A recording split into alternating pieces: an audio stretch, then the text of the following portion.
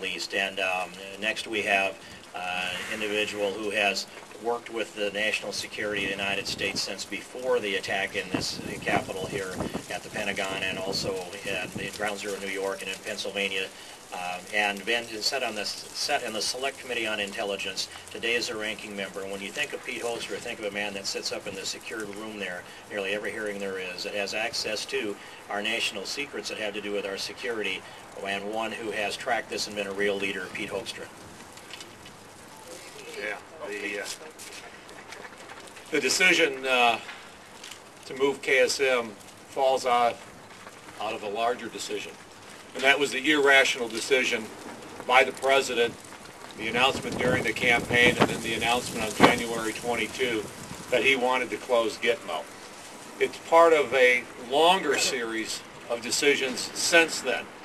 The irrational decision to move many people out of Gitmo and to return them back overseas, where the statistics will all tell you that a good number of these people make it back onto the battlefield. That is one decision that is being made and being implemented by this administration, and it's not being done in a fully transparent way at all. The American people they are not aware of who's leaving Gitmo, where they are going, or what happens to them once they're overseas. But it's the single driving force that says we got to close Gitmo. So take some of them and send them back overseas. Take another batch of these individuals and move them to New York for trial. You know, Andy's already outlined why that is an irrational decision. It's especially irrational when you recognize that some of these individuals have said you're entitled to civilian trials, and others are going to be entitled to go on through the military tribunal process with no transparency as to why the separation has been made. And then the third part of this flawed strategy is that says who's ever left in Gitmo, we're going to move them to the United States. Why? No transparency as to who these individuals are, and absolutely no transparency as to what we have learned about these individuals in the years that we have held them in Guantanamo. Have they been model prisoners, or have they provided specific challenges to the people that have been housing them? Absolutely no transparency from this administration as to the risks that may be posed by having these trials in New York City, or the risk that we will incur by moving these people to Thompson, Illinois, or moving them to Michigan, or moving them to Missouri, or moving them to South Carolina. The American people deserve to understand and be aware of the greater risk that we will incur by these types of decisions. You know, it was only 5 or 6 short weeks ago that we saw another case of radical jihadism gone wrong in America. The brutal murder of 14 Americans at Fort Hood. We were reminded again just a few days ago where it appears that 5 individuals, at least some of them from the Washington, D.C. area, have now been, it appears to have been arrested in Pakistan. We don't know all of the details, but it's very interesting that as we take a look, or try to take a look at what's going on at Fort Hood, and probably what's gone on here in Virginia and the other cases where people have been arrested for homegrown terrorism, there's been little transparency. This administration refuses to release information on Fort Hood to Congress and to the Intelligence Committee. For the last 2 weeks, we've asked for briefings saying, Mr. President, your internal review was required to be done by a date that you set on November 30. It has been completed. Would you please brief Congress on what you've learned about Fort Hood? Were there ties between Hassan and overseas terrorists? What were those ties?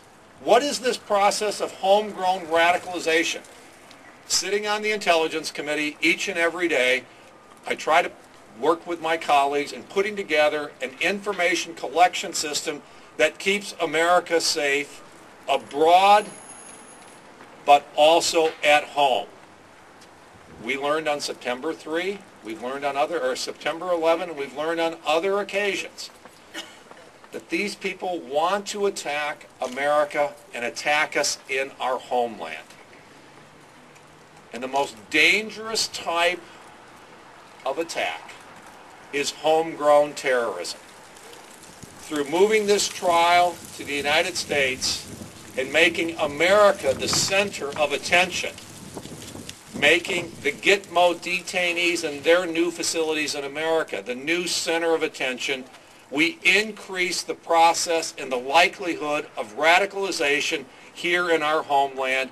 We increase the possibility and the likelihood of future attacks in the United States, not from people who have come from outside, but from people who were born here, who are American citizens, and have become radicalized. It's time for this administration to become more transparent with the American people, to release the information to Congress and release more information to the American people so that we can all better understand the threat that we are under, and so that we can together develop the strategies and the policies necessary to keep America safe.